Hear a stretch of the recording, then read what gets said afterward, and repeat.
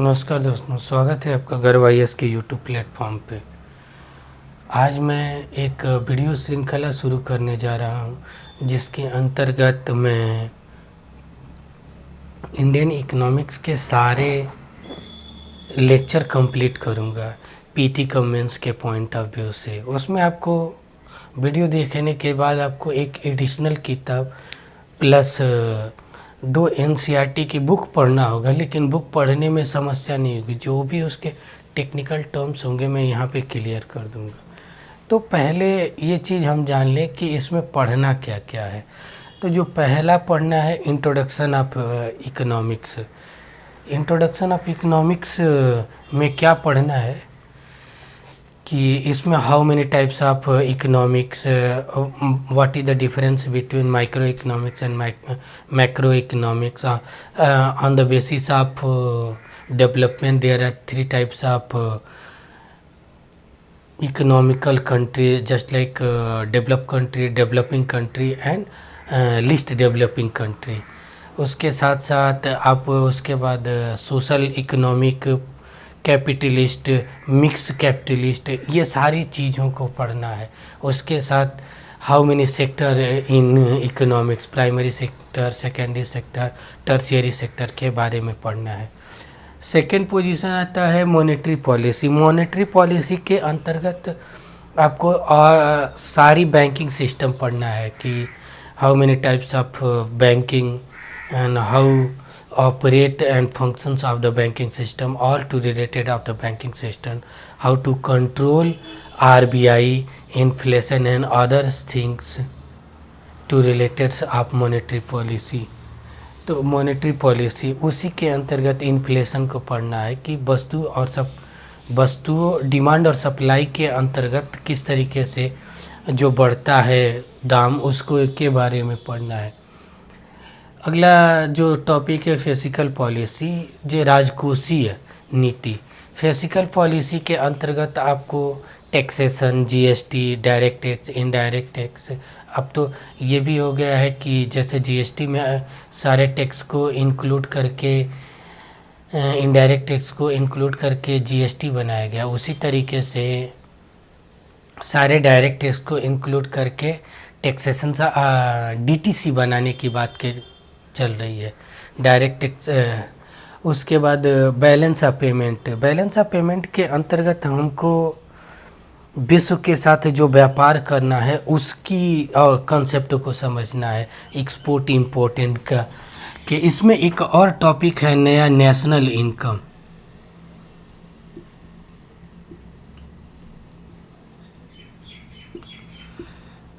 National income के अंतर्गत आपको जीडीपी, जीएनपी, एनडीपी, कितने मेथड होता है जीडीपी को काउंट करने के लिए, नेशनल इनकम काउंट करने के कितने मेथड होते हैं, वो सारी चीज़ें डिटेल से पढ़ना है। अगला जो है वो आईएमएफ के बारे में और वर्ल्ड बैंक के बारे में पढ़ना है कि आईएमएफ में हमारा देश कैसे काम करता है, वर्ल्ड बैंक में हमारा देश कैसे काम करता है। और हर साल आईएमएफ की मीटिंग होती है, उसमें फाइनेंस मिनिस्टर, आरबीआई के गवर्नर जाते हैं, किस तरीके से काम करता है। इसके साथ साथ कुछ एग्रीकल्चर सेक्टर के बारे में पढ़ना है, इंडस्ट्री के बारे में पढ़ना है। इसको एक मैपिंग के थ्रू मैं करा दूंगा कि जिससे कहाँ पे जैसे सॉयल पढ़ना है तो सॉयल में कौन सी सॉयल में इसकी फर्टिलिटी क्या होगी, उसके बाद उसका प्रोडक्शन कैसे होगा, इस चीज़ को पढ़ाऊँगा। सर्विस सेक्टर की भी चीज़ें यहीं पे इंक्लूड करूँगा। उसके बाद पुअर्टी हो गई, गरीबी कितने प्रकार की होती है, कैसे कंट्रोल किया जाता है, कौन कौन सी कमेटी बनी थी गरीबी निर्धारण के लिए। उसके बाद बेरोजगारी से एम्प्लॉयमेंट के बारे में पढ़ना है कि एम्प्लॉयमेंट का कंट्रोल कैसे किया जाए। मैं जो भी पॉइंट पढ़ाऊँगा यहाँ पे, मेरा उद्देश्य होगा कि पीटी कमेंस के पॉइंट ऑफ व्यू से कवर करा दूँगा। आपको एक सारा चीज़ इंग्लिश में लिखूँगा, बोलूँगा हिंदी में, तो इंग्लिश मीडियम वाले लड़कों को चीज़ भी समझ आएगा। मोस्ट ऑफ वर्ड मैं इंग्लिश में ही बोलूँगा, जैसे इंग्लिश मीडियम को समस्या ना हो। और रियलिटी यही है कि इकोनॉमिक्स सबसे अच्छा पढ़ने में मज़ा इंग्लिश ही में आता है, क्योंकि जीडीपी का ग्रॉस डोमेस्टिक प्रोडक्ट कहना आसान है, सकल घरेलू उत्पाद कहना कठिन हो जाता है। मॉनेटरी पॉलिसी कहना आसान होती है मौद्रिक नीति की अपेक्षा। तो बहुत से CRR SLR कहना, रेपो रेट कहना आसान है, लेकिन उसकी हिंदी इतना कॉम्प्लिकेटेड होती है ना कि भूल जाता है। तो कोशिश ये करना है कि इसमें हम ज़्यादा से ज़्यादा इंग्लिश के टर्म्स यूज करें, लिख के। इंग्लिश हमारी, और हमेशा क्वेश्चन देखते वक्त जब भी यूपीएससी के क्वेश्चन मिले तो हमेशा ये कोशिश करना चाहिए कि ये हिंदी मीडियम के लिए भी, कि हिंदी पढ़ने के साथ साथ इंग्लिश के वर्ड भी साइड से पढ़ लें, क्योंकि बहुत से ऐसे टर्म्स होते हैं ना कि हिंदी में कंफर्म नहीं होते हैं लेकिन इंग्लिश में जाते ही कंफर्म हो जाते हैं।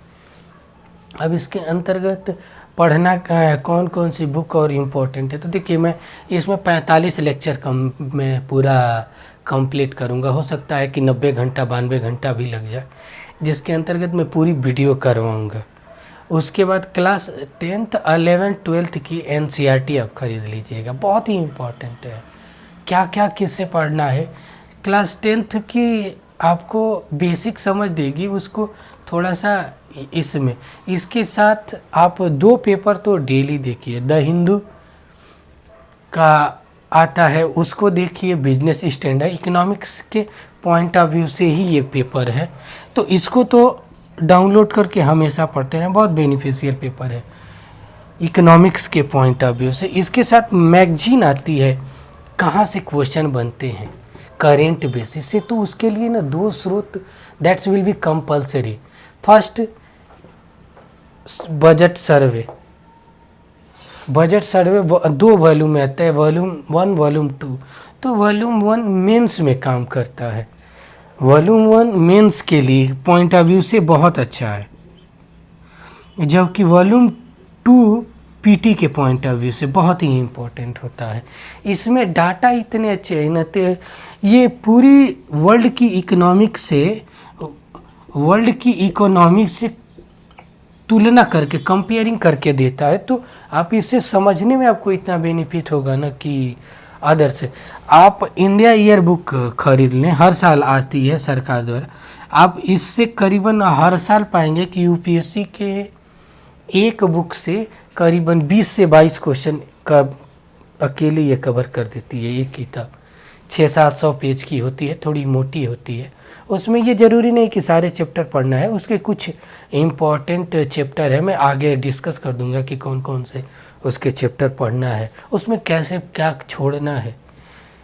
फिर डेली PIB की साइट देख लिया करिए, भारत सरकार की है, प्रेस इंफॉर्मेशन ब्यूरो होता है, जहाँ पे नित्य दिन की जो भी काम किया जाता है 10-11 बजे सारी चीज़ें अपडेट होती है, तो वहाँ से नोट कर लिया जाता है।